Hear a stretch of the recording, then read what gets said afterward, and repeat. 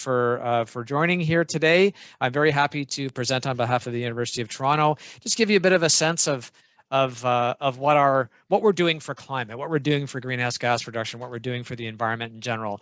Very proud to be the senior manager in the sustainability office here at the St. George campus.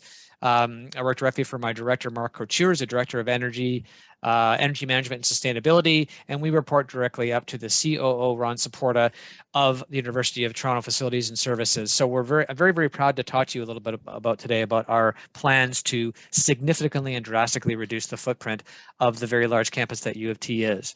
So I mentioned our COO, Ron Supporta.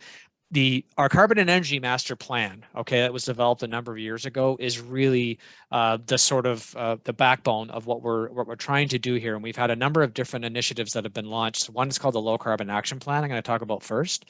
And the second one is our Climate Positive Campus Plan, which has not officially been released yet. You guys are going to see it coming out in the media fairly soon this fall. We're just starting to kind of release it out now. But the most important thing about this, guys, that it's and I'm just looking at the last line of Ron's quote here, right? If we can demonstrate these possibilities here, it speaks to what can be done to aged infrastructure and old buildings everywhere for now and with future generations. And we all know that the climate crisis, the most recent report from the IPCC that just came out tells us that, we're not in a good situation right now when it comes to, we're not in a good situation, when it comes to the climate. And we need to be bold and we need to be aggressive with respect to what we're doing. And that's really what we're trying to focus on here at the University of Toronto, okay? So context, if anyone doesn't have a good idea of how big we are, we being the University of Toronto, we're extremely large. We're considered a city within a city for sure. And if you include the Scarborough, Mississauga campuses, we're over, pushing 90,000 students that we educate, and we're growing. And we have a very large footprint when it comes to people, right? When you look at not just enrollment, but the faculty, our staff, our students, and the number of buildings that we have, right? Over 100,000 people, right? It's a small city, it really is. And so when you look at the city of Toronto, the footprint we have, part of the reasons why we're or one of the reasons why it's kind of interesting that we're that big is that we're connected to the city of Toronto. We do everything we can in conjunction with them to do their best to get the city of Toronto down to reduce carbon as well. So when we look at our footprint comparison compared to the city of Toronto, you can see the TDSB up here in the right-hand corner, and a sense of some of the other universities. You have the Peel Region School District Board over here, York Region. This just, again, gives you a sense of how big we are, right? Third largest GHG emitter among institutions within Ontario's overall public sector. So we're a big player, and therefore we have a big responsibility when it comes to doing what we can to reduce our impacts and do better for the environment that serves us. So if you want a bit of a comparison, this is a really interesting chart where we actually look at our scope 1 emissions, right? So that's just the emissions that we create on site, does not include our electricity emissions that are generated when we pull electricity from the grid. So this is primarily from natural gas for us. But if we look at us, bottom red bar on that chart, compared to some of the other universities, we have Queen's and York there, but we also have some pretty major manufacturers there. And as well, we have Pearson International Airport. We are a large emitter. And yes, we are efficient to a certain extent, but we have a significant footprint and we need to make a change. And we have been over time, but what we're about to do and what we're actually in the process of doing is making much more aggressive changes as we move forward. So if we jump back to last year, basically in 2020, if we look at the Tri-Campus, which is University of Toronto St. George, where I'm sitting, Mississauga to my left, it truly is to my left is where I'm sitting, and then Scarborough to the right, you can get a sense of what our emissions trajectory has been. If you look at scope 1 and scope 2, you'll notice that we're not talking about scope 3 here. That is like travel, commuting, things like that. Although we're not including them here in this plan, that is something we are definitely paying attention to in our sustainability office and looking to doing what we can to mitigate that. But if you look at it, we have done a lot of good reductions over time. Since you're going back 10 years here to 2009, 2010 academic year, we have much more to do. So if we look at our campus greenhouse gases, okay, from a Tri-Campus perspective, if you look in 2019, it says now, that was actually 2 years ago now, the slide's a little bit old, apologies, we were about 114,000 tons. Where we're planning to go with our low carbon action plan, okay, which covers all 3 campuses, is we're going to get ourselves down to 82.5. And then by 2030, we want to get ourselves down to 73.6.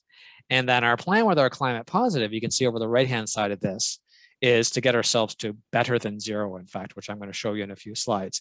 We call climate positive, meaning that we're going to be better than carbon neutral. In other words, we're going to through our own renewable assets, we're going to offset the balance of any carbon that we still are producing based on our campuses to provide a net benefit to our community.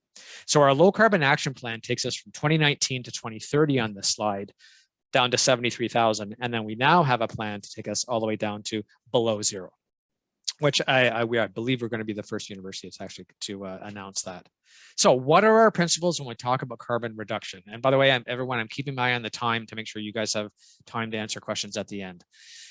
Reduction first. We know the cheapest energy out there is the energy we don't use. So reduction is absolutely critically important. Balancing carbon with cost is very important too as well. A good chunk of our footprint, the University of Toronto St. George campus especially, is natural gas for heating, because based upon our steam-based heat system. What we want to do is we want to convert over to electricity for the most part. We have aged infrastructure, as I mentioned before. We want to convert over to electricity and balance the carbon. When we look at electricity, it's 4.5 times cleaner than natural gas, yet electricity costs, are 9 times more expensive. But we have strategies to be able to kind of offset that to make them basically even. So for the same cost, or for more cost, we can actually get the same reduction in carbon impact. So reaching beyond our assets, we go out and we look at our federated colleges and external entities that affect our St. George emissions, and that's in the neighborhood of about 12%. We're taking those into account too as well, and we need to partner with these organizations to go ahead and do that. And then the whole concept of the campus as a living lab is a big thing here at University of Toronto. It's really important that we use our campus, all of our surfaces, all of our roofs, all of our classrooms, our buildings as living labs to demonstrate technology and demonstrate what things can be done so other folks can do it too as well. So we are a demonstrator in practice, thus the campus as a living lab concept. And of course, developing external partnerships is of course very important to us to develop technologies and processes. So the framework for our low carbon reduction plan is how we're going to optimize, how we will optimize how we produce, distribute, and consume electricity, natural gas on all of our campuses. So we're going to quickly go through some of these examples for you guys to give you a sense of what we're up to. So the low carbon action plan announced in 2019, is going to take us from, if you look at the 2019 point here where my mouse is, if we did nothing, we would end up here at this point here, 26,000 tons. Via the various initiatives that we have on the bottom of this chart here, which I'll walk through some of them for you, we're going to get ourselves down to this area with the low carbon action plan. And then we still have a balance to bring us down to our goal. Remember I said 73,000 and change? That's the goal that we're focused on there, strictly for the low carbon action plan. So how do we do this? First of all, we reduce. We need to get our building GHG intensity distribution down. So we want to invest in energy reductions at the building and system level such that what we call our intensity, which is the energy per unit square foot or square meter, if you will. We need to get that down well below where we are now to be able to maximize the reduction piece. Similarly, when we look at the concept of deep energy retrofits, you guys are involved, I think, because that's what this bootcamp is all about. So the health sciences building is our example this week. So we need to take the benefits of all of the elements of a deep energy retrofit to be able to take advantage of getting the most and highest reduction in energy reduction that we can. And we just some examples of energy use intensity here for our overall campus. It's at 1.67, and we need to get that down to about 0.7 for 2050 for our plan to work. And just a bit of definition here of what a deep energy retrofit is, which I think all the folks on the call today are already very much aware of. Continuing on, when we look, and we're still under the reduce piece, how do we build better buildings, right? So I think, again, you guys are probably all familiar with this, but when we look at our new energy modeling standard that came out a couple of years ago, we incorporated a number of initiatives and processes from these various different initiatives: ASHRAE, the WELL standard, the Toronto Green Standard, TGS v4, carbon energy, and of course the whole LEED process. We wanted to make this building standard for all of our new buildings to be as efficient and leveraging as much technology and knowledge that is out there as possible. And this is a work in progress, I might add, because the building standard as it is now is leading edge for sure. We're continuing to work on it to make it even better as we move forward. For example, including embodying carbon is one of the things that we're looking at, amongst others. So another still under the reduction piece is we have, what do we do about our existing buildings that need to be retrofit? And the Health Sciences Center is one of them, or the Health Sciences Building, pardon me, is one of them. So we have a university ESCO model, which is a team of engineers that utilize a green revolving fund, which is called our URRF, to develop deep dive, as you can see, energy conservation projects. So it's just a fund that we pull in and out of, and using the UESCO model, we can actually get some very, very significant gains in building optimization from existing ones. And you can see there, 6,600 tons per year is not a small number. Example of one of our new buildings that will use that, that has used that design standard, right? So this is the St. George Academic Wood Tower, which is going to be a pretty innovative structure when it goes up on our St. George campus. We're really looking forward to it. Low carbon footprint, structural integrity, fire resistant, and of course the aesthetics too as well. There's something about being in a building like this where you're feeling a bit closer to nature, if you will, because you see that wood right next to you kind of thing. There's a lot of intangible benefits here, aside from the fact that we're going to get amazing GHG performance out of this particular building as we build. So as we build, we need to build responsibly as much as we can. Another example, the St. George New Spadina Sussex residence, just to give you a sense of what its footprint is from an energy use intensity perspective. You know, you're way below the bulk of the rest of our campuses, or pardon me, the rest of our residences. And it will, as you can see here, tied to our geo exchange system, right, to be utilized heat exchanging with pipes underground, well deep under the ground. So as you can see, a very, very low carbon emitting residence on campus. It's pretty exciting stuff.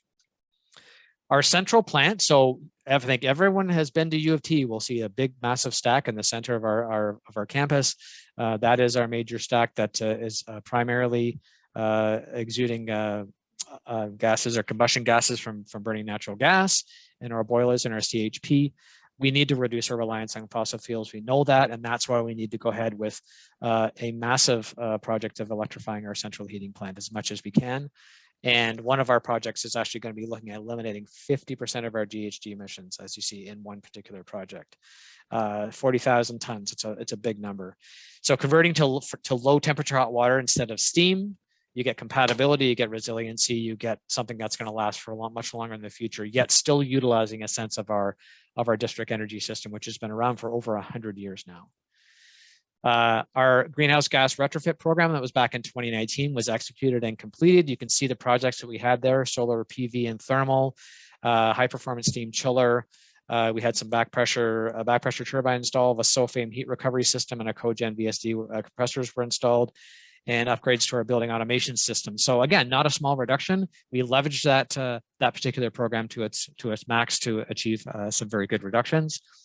Efficiency here, overall, this is just generically, we have to improve our efficiency, right, to get our consumption down. Again, district energy, I mentioned it, over 100 years old now. It's a key, it does play a key role because it's connection to so many different buildings on our campus. You can see there more than 80% of our heating and 20% of electricity are powered by our district energy system for the campus. So it has to be an integral part of our overall plan. But by the way, I can quickly, I've been talking for about 12 minutes now. I want to make sure, maybe I'll just kind of quickly pause if there's any questions. Otherwise, I'm going to continue to fly through these slides. Is everyone good? Give me a thumbs up or something whilst I have a tasty sip of tea. All right. Thank you, Iman. I appreciate that. So we'll continue on. So obviously, if you have a district energy system, which again is pretty fantastic, it's the largest in North America. The fact that we have this system, it's old, so we have to upgrade it clearly. So it's a benefit, the fact that we have it, but it's not something that you can just leave sitting on the ground without upgrading. So a lot of that has already been done. Just some pictures from inside our central steam plant, but there's going to be still lots more to do, especially as we transform from steam heating to low temperature hot water heating and using electricity, electric boilers versus natural gas. So clean energy and carbon capture. So you guys, I'm sure if you've been through the King's College Circle of late, will have seen that it's under construction. It still is.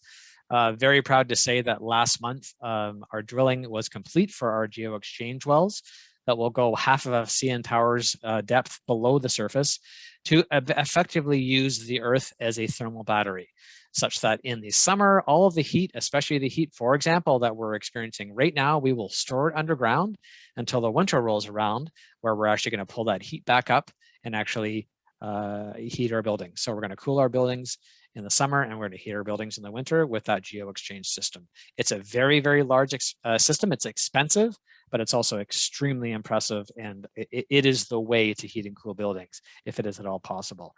And as you can see here, there's lots of learning experiences too, not only with it actually being installed, but afterwards. We're going to have an actual live classroom, a subterranean classroom, to actually show a portion of the system as it's operating. King's College Circle, you can see here just a little bit more detail about the actual geo-exchange system itself and what buildings it services. And as you can see, it's a very, very large reduction in GHG. And again, the drilling is done now. Now they're actually, I believe they're going to the next step of construction, which is an excavation component, I believe, because there will be an underground parking lot. People don't realize that, a couple levels below the surface. So we get to cut those cars off the road and our landmark project can come to life. Clean energy and carbon capture, still speaking about solar. This is a picture of our exam center. It's actually just above my head. I'm sitting at 255 McCall Street, McCall College. We want to continue to do more of this. So this is an example of a system that's already installed, but we want to put as many solar and green roofs up as we possibly can to reduce heat load and, of course, create the GHG free energy. An example of carbon capture. So on the right-hand side here, this is an example of how we partner with research and development. The 2021 CERT team, you can see here, carbon capture, sequestration as use. They're basically taking CO2, CO2 that uses solar power electricity to process water and CO2 into basically feedstocks for fuel. And they were a finalist. Unfortunately, they did not win. They were second, I believe, at the end of the day for the Carbon X. But you can see the pilot plant, the picture of it on the right. If it's not already back here on the St. George campus, it will be soon, because it was out in Edmonton for a year or so of testing. It went very well. It's coming back home and is going to be installed and continue to run here on our St. George campus. So we know carbon capture is a technology that's coming, and we're going to have to do our best to leverage it and other technologies to help us draw down the CO2 in the atmosphere. Now, there are just a few more discussions about our overall emissions. The geo-exchange, 3 of them that are going in. I talked about the King's College Circle one. There's also one going into the UTM New Science Building, and as well the South Campus Phase 2 in Scarborough. So a total of 16,500 tons a year production. So that was the Low Carbon Action Plan that was launched in 2019. And what we're about to launch is our 2050 Climate Positive Plan. What does that mean? How are we going to do it? Responsibly manage our growth, renew existing and aged utility infrastructure, build resilient systems and resilient and low carbon systems to support our targets, such that we can completely and totally transform how we produce, distribute, and consume energy. So you can see there's a lot of the notions that we had in the Low Carbon Action Plan in the Climate Positive Plan. But what we're doing now is we're taking it from 2030 out to 2050 and setting a more aggressive target. So the technologies that were looked at to utilize this was biomass, deep geothermal, hydrogen fuel cells, and micromodular nuclear. At the end of the day, the deep geothermal made the most sense for us, considering where we're at, pros and cons, from a cost perspective, from a technology perspective, it made the most sense for us. Just some of the examples of the different scenarios that we actually went through in developing the overall Carbon and Energy Master Plan. Our conventional one, you can see on the left-hand side, we don't have to go through all these options, but basically you could see that you've got a lot of natural gas, grid electricity, which is relatively clean in Ontario. Unfortunately, it's getting a little bit dirtier as time moves on, but still it's relatively clean. And then we have a solar piece and a virtual PPA for the renewables. And there's a number of different options that we looked at. Here's the biomass option, here's the hydrogen option, or the fuel cell option, and then the micronuclear. And the one we ended up going with actually is the grid electricity plus effectively the electric, getting rid of the steam entirely, such that we ended up having a very, very small sliver of natural gas left on site that we would still need to burn, but a relatively small footprint. On-site solar and VPPAs outside, although University of Toronto owned, it's a purchase power agreement, by the way. We would have our own renewables offsite on the campus to be able to more than offset the remaining GHG from our grid electricity and the very, very small amount of natural gas we would need to burn in 2050. So our future resiliency talks a lot about, here's a nice sort of graphic of the St. George campus. We're going to have, from a thermal perspective, we're going to have 4 nodal plants that are established, connected to our main central plant. We want to get rid of steam and the renewal of the steam plant with either low carbon and or electric technology. We're starting off with replacing 2 of our 4 gas boilers. Electrical, we're going to have more interconnected switch stations. You can see multiple hydro feeds to significantly increase our reliability. We want to have more than just one feed in case there's issues with electricity reliability in the future. And then the carbon is how we're actually going to be building in not only energy and cost, but carbon budget into each of our projects. Increase, you can see on-site renewable energy, and then the use of an off-site solar farm at the Koffler Science Reserve up north to provide our carbon neutrality, in fact, and beyond. So evaluation matrix thing, I'm going to go through this fairly quickly, but in choosing the option with going all electric versus the biomass or the nuclear that I mentioned before, there's a number of different weights that we'll look at: environmental, resiliency, operational, social, and economic.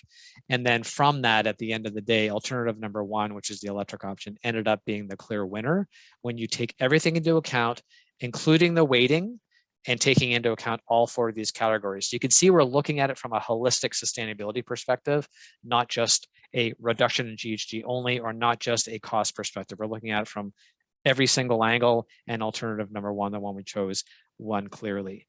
So climate positive, this is going to look a little bit like a graph you've seen before on the low carbon action plan, but this is for St. George campus on its own. Okay, this is not tri-campus. Here's historical, here's where we were basically at the end of last year.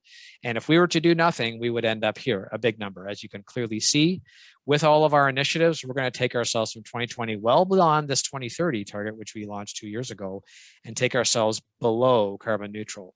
And again, the way we're going to do that is through our new building design standard, retrofitting existing buildings, like the one we're talking about this week at the boot camp. Utility infrastructure, renewal, and electrification, a big part of it, as you can see. Our geo-exchange fields play a big part too as well, utilizing that for energy. And then the renewables, not only to bring us down to carbon neutral, but to actually have more renewables than we need to offset the remaining natural gas or GHG footprint that we have on the campus, so that we can be a net carbon sink at the end of the day when it comes to the St. George campus. Really exciting stuff, really aggressive, and we are not waiting to get on the ball to get things moving. It's already underway. So a few more slides here, guys, and I'm going to still be able to stick to my time, I think. So there's 3 major highlights from our overall climate positive campus strategy. The first is, I talked about it before a little bit, carbon and energy budgets for all of our new buildings. Extend our district energy system to all of our new buildings. So we're going to take the old one, upgrade it, and extend it so that we're all on the sort of similar system. And then an increased use of renewable energy, not only on-site, but off-site, because we just don't have the surface area on our campus itself to do the job with on-site solar only.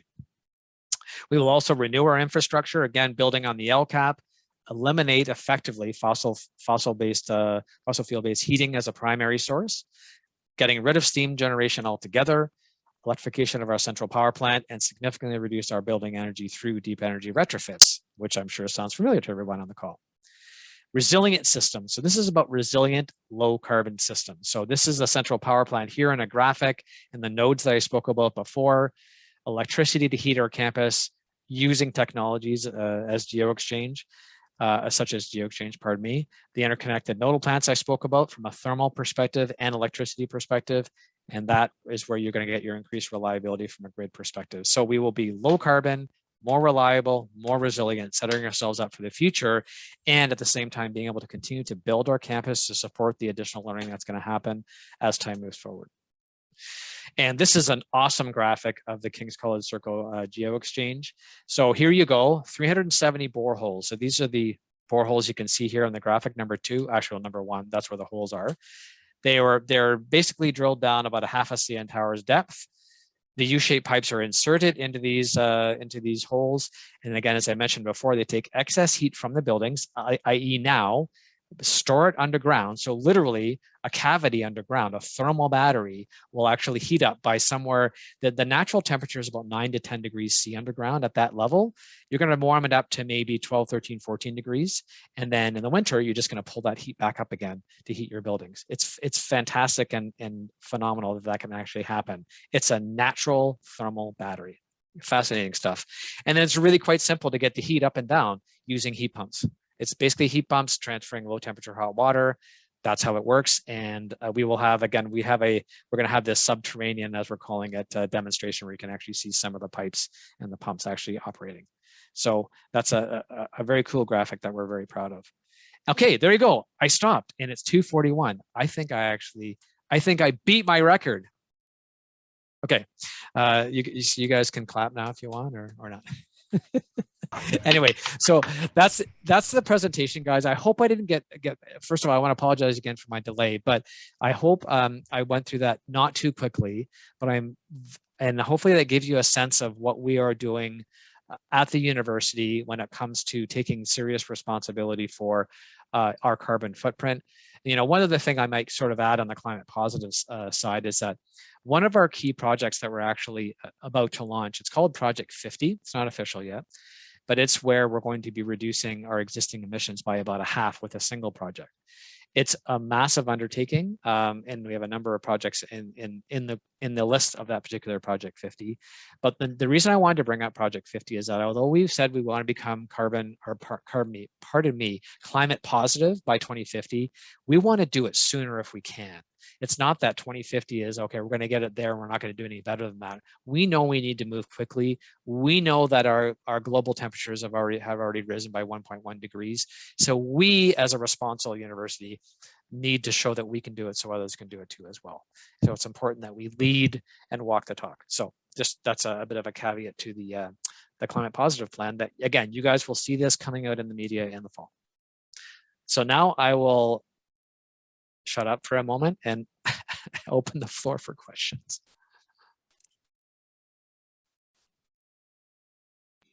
Scott, are you able to see the questions in the chat? I can go to the chat, can't I? I can read it for you if you'd like. Oh, I see. I actually, no, I see it here actually. Yeah. So not familiar with GeoExchange, but how does the dumping and storing heat in the ground impact local ecology? You know, is it Emon? Do I have that correctly? Or Amon, perhaps? Hopefully one of them was right. Thank you very much for that question. It's an excellent question because obviously we are impacting by raising that temperature down at those depths. I'm honestly not sure the depth of ecological study that was done to understand the impact. Again, you know, half of a CN tower's depth underground, but I know that from when the overall planning was looked at, there was a sense of an investigation with respect to how those temperature changes would affect the ecology. But I can tell you overall, compared to any other technology, it's relatively small. But again, I applaud that question because you're not the only person that's asked that question about the effects locally down there. And it's a really good question, and I can't fully answer it, but I can tell you from a due diligence perspective, it was covered at least to be able to say that we knew it was going to be relatively small compared to the massive benefits that you get overall environmentally, not just from a GHG perspective, but the fact that you're having very, very little impact on the biodiversity in general. But thank you, because when you think about it too, not only is it very, very deep, it's a very small, isolated piece of underground too. So, but I really appreciate that question because you're not the first person to ask it. Current barriers, I can just continue to read if that makes sense, yeah? Current barriers in the way of sustainable urban planning and retrofitting in downtown Toronto. Sustainable. Well, I think, again, really good question. I'd like to think that when we think about the city of Toronto, we're connected with the Green Will organization. It's connected directly through John Tory and the mayorship. And the city itself, we've always been very close. And we, not only close from a perspective of knowing what they're doing, but we've been trying to do things together to demonstrate, because we're a big player, to build in the most sustainable ways we can. To answer your specific question though, barrier in the ways, I would expect space is one of them. There's probably some limitations when it comes to the makeup of the ground itself. So again, you can't just go drilling boreholes down into an area unless you understand what's below it. So when you think about it from a, our subway system that is subterranean, there's going to be a fair number of barriers there for example, for geo-exchange systems. But I would suggest it's probably more so surrounding the cost and space issues that we have in Toronto because we're so relatively dense. But I honestly, I'm not really an urban planning person with a lot of experience on that side, so I apologize if I can't answer that with any more detail. But it's a very good question. But as far as retrofitting, I think I can maybe answer that one a little bit more. It really does come around to having to look at holistic sustainability. It's not just about the direct costs. One has to look at the entire impacts, including those intangibles of comfort inside the building, for example. It's not just about reducing energy and reducing greenhouse gases and reducing costs. It's also about improving some of those intangibles in a building. And those can be built in and foster a better business case if it's looked at from a holistic perspective. So trying to, again, look at as many of let's, for example, the United Nations Sustainable Development Goals as you can, making as many connections as you can to show that overall it ends up benefiting the entire building and the people that will end up working or living in it. Next question. In order to reach the Great Climate, how many projects are currently happening or will need to take place each year moving forward? Do I seem like an encyclopedia, Kale? I'm not sure. It's a large number of projects. There's no question. I don't know the number off the top of my head, but we have a very good detailed understanding of what we're going to be doing between now and 2024, 2025. And we have a sense from a 50,000 foot level what needs to be done when it comes to the retrofits between 2025 and 2030. And then 2030 to 2050 is more of we know the general scope, but the number of projects hasn't been broken out yet.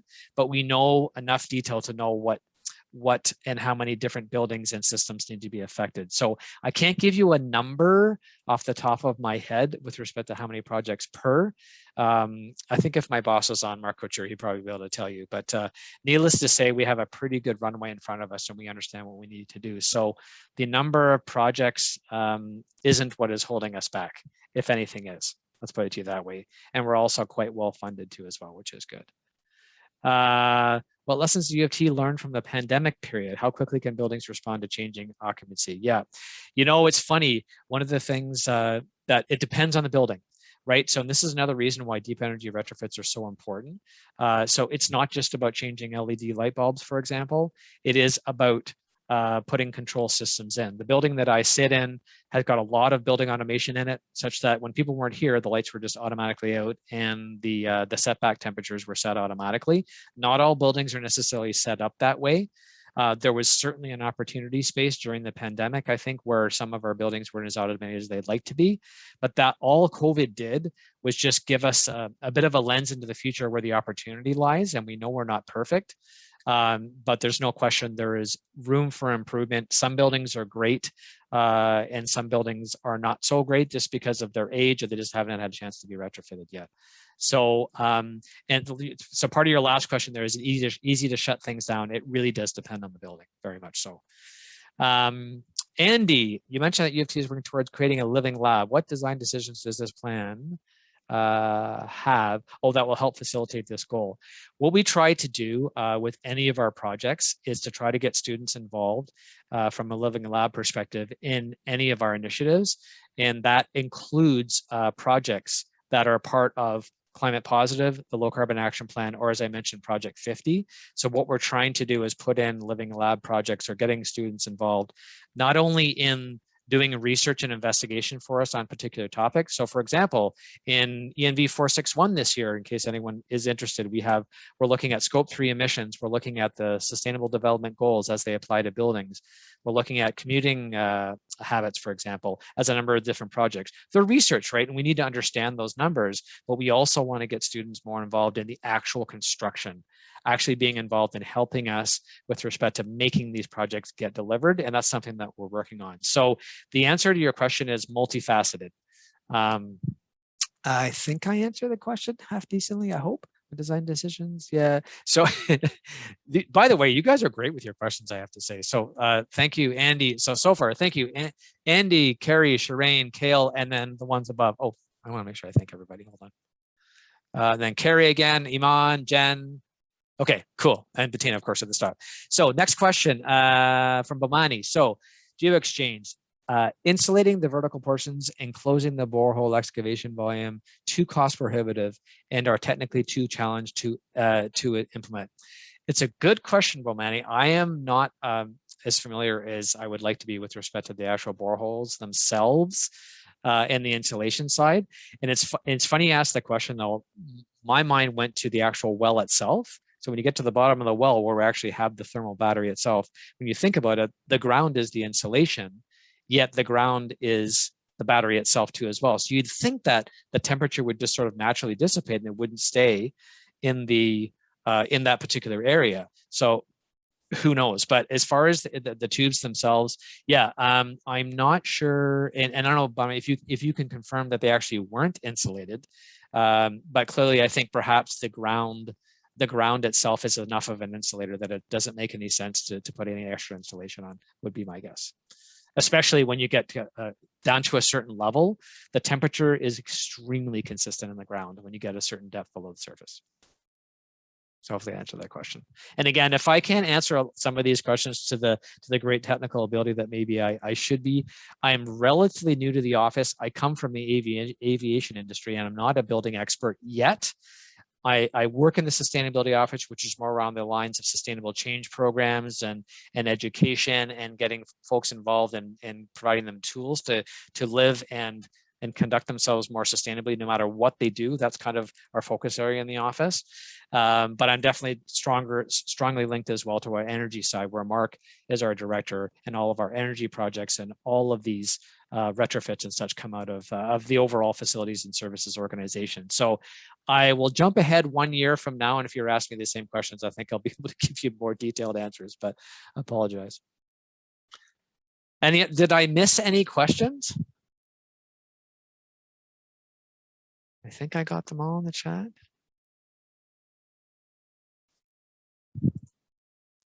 I see Eamon has one more. Ah, thank you for the correct pronunciation.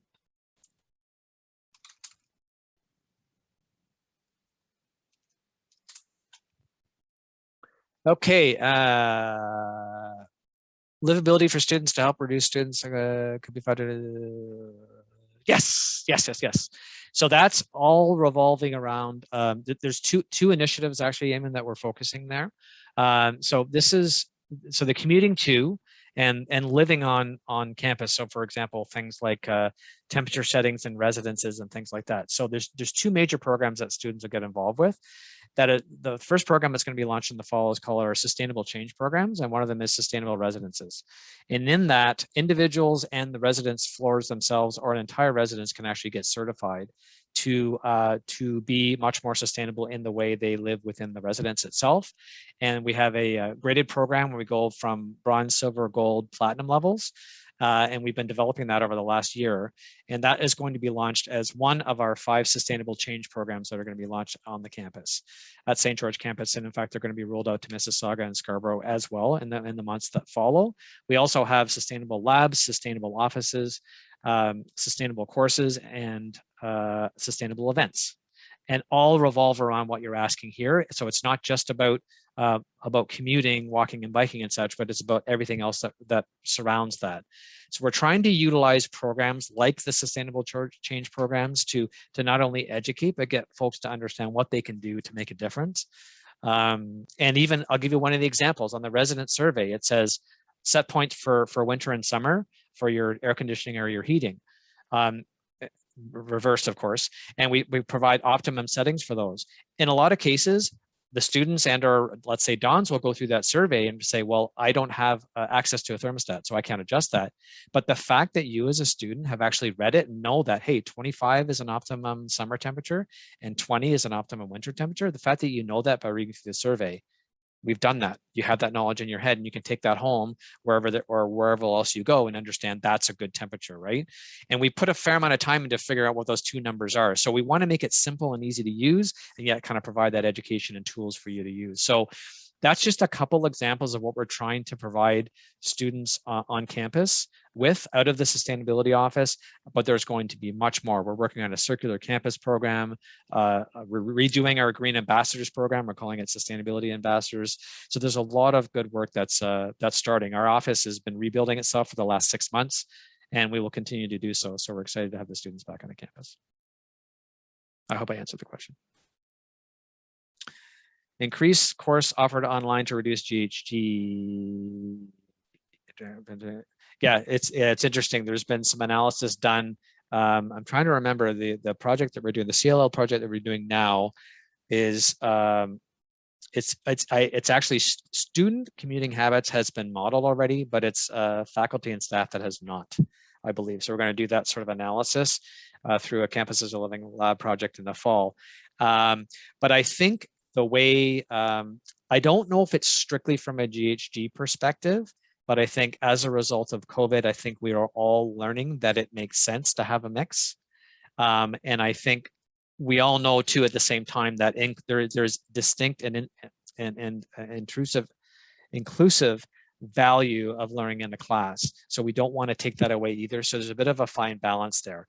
Have we looked at it strictly from a GHG perspective as an initiative? Not specifically, but that's not to say that we're not thinking about it, right? Because there's no question our greenhouse gas levels did go down and during COVID as a global population. So we know we can do it, but it's certainly not sustainable. We know they're already kind of shooting back up again, even in the fourth wave. So it's a very good thought though.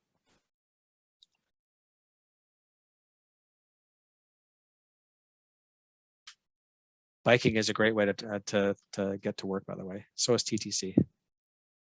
So is an electric car if you have one. Although electric cars do have footprints. We can't forget there is a footprint. Life cycle assessment of the full electric car. Batteries are not, they're energy intensive to make, that's for sure. But they're still much, much, much better than a gas car, especially in Ontario. Any other thoughts or questions, or do you want to throw some tomatoes at me virtually? I can throw some tomatoes. Come on. It's so bizarre being in these webinars where there's no talking. I'm kind of getting tired of my voice. Hopefully you guys aren't getting tired. No, Anyway, some great feedback. Scott, thank you so much. We're all so excited about tomorrow, and I know you'll be there. And then this is a particularly key. I see Shireen did throw a tomato. I'm just letting you know. Nice, thank you. That's fantastic. Yeah, so we'll see everybody tomorrow, and then of course we would be so honored if you would show up to see what the students have to recommend to your group on Friday, 10:45 to 12, because they're really excited. You know, and they're going to be they're just going to be kind of pitch throws at you, and then they're going to have something written to follow up that, you know, you guys can decide if you're going to read it or not, and the students are really going to try and pitch you to read their particular improvement idea for the building. Sure. No problem at all. Thank you so much. Yeah, and you're welcome to offer. I mean, I don't know if folks have access to my email, or I strongly recommend anyone to reach out to the sustainability office, right, at University of Toronto. That's what we're here for, right? So we're well staffed and looking forward to getting things going in the fall. So thank you guys for the opportunity to speak. Amazing. Thanks, everybody. Ciao, guys. Bye. All right, we'll see you tomorrow. 8:30, by the way. It's 8:30 tomorrow. 8:30 and a half. All right. 8:30 and a half. Thank you for the tomato and the claps, guys. Have a good day. See you. All right. Take care, everybody. Bye.